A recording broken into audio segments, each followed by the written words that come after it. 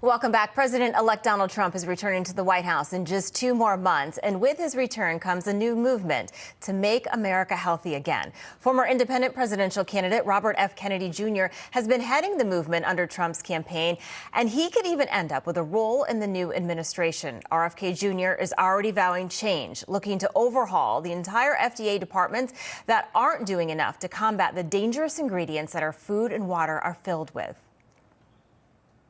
In some categories of workers, there are entire departments, like the nutrition departments at FDA, that have to go, that are not doing their job. They're not protecting our kids. Why do we have Fruit Loops in this country that have 18 or 19 ingredients, and you go to Canada and it's got 2 or 3? To eliminate the agencies, as long as it requires congressional approval, I wouldn't be doing that.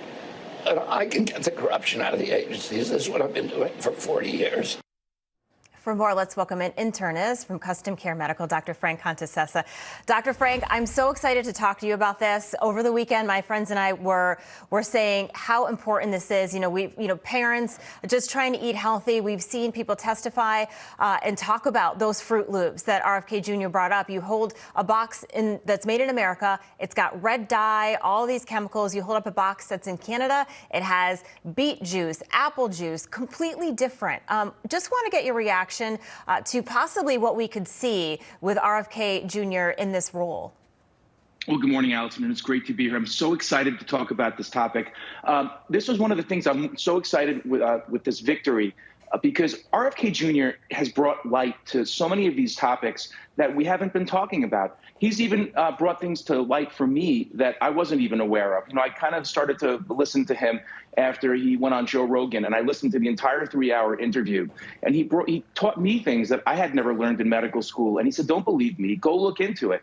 And I did. And he was right about a lot of things. So he's starting to ask questions like, why are we putting these things into our food? Why are we putting these things into our crops? Because other parts of the world don't do this. Developed nations in Europe, and as you mentioned, in Canada, they don't do this. So why are we doing it? And why are we so less healthy than other developed countries? So I think the fact that he's bringing this to light, I think he can really make a big difference here.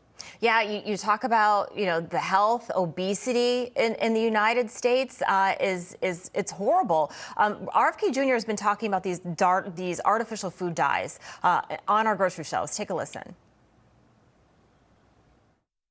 Doritos, Cheez-Its, Cap'n Crunch, gummy bears. Everyone knows that these are junk foods, so maybe you wouldn't be too surprised to see that the ingredients include a lot of poisons, including a harmful yellow dye called tatrazine, or yellow dye number 5. What you may not know is that this dye was originally made out of the sludge that's left over when you turn coal into Coke. That's disgusting. That's something I didn't know. And I think a lot of parents didn't know, because if you look at a lot of the foods there that have that, they're foods for kids. Cereals, cookies, chips. And obviously, kids, they love it. They like it for lunch. They have it at schools. Do you see all this happening? Do you see this change? Do you see all of these chemicals coming out of the food? Well, Allison, I certainly hope so. And I think just the fact that people are aware of it now, that even if they don't change the laws and even if the regulations don't change, I think just the awareness that these things are in there, because, the marketplace responds. So if parents are aware that their children are eating these horrible foods, they're not going to buy them. At least we hope so. So, and if companies start to realize that the market is shifting and they better start making things a little bit more healthy, hopefully that makes a big difference. It's hard to change people's minds. And this goes even with, he's starting to talk about vaccines as well.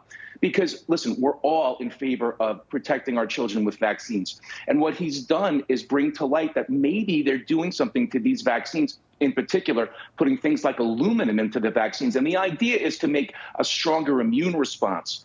But though that aluminum and the additives might be dangerous. And the problem is there's no data on it, because for the past 30 years, we haven't been studying it. So all he's saying is, let's take a look at these things and let's make intelligent decisions based on the actual science, not on politics and the money and who's paying off officials at the FDA.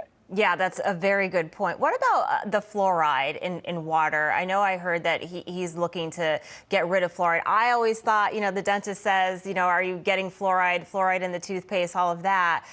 So apparently fluoride, enough of it could be harmful. Well, that's right. So there's actually some municipalities right now that are stopping adding fluoride to the water because there's actually been some studies just recently that adding fluoride to water at certain high levels actually showed decreased IQ in the children who were using that. So we should take a look at this because, we've been just assuming that it's safe for the last 50 years. And, we stop asking questions after a while.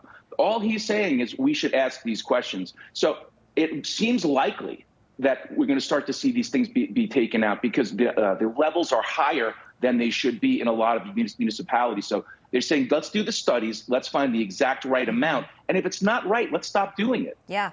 I think that a lot of parents and people are happy to see this change because obviously health is number one. And the healthier you eat, the less you have to be prescribed medicine, less you have to see the doctor. I know you're very busy, Dr. Frank, but I'm sure you'd rather have less patients and healthier patients for sure. So thank you so much less for your medications, more lifestyle. Exactly. Dr. Frank, so great to have you. Thank you so much. Thanks, Allison. Of course. And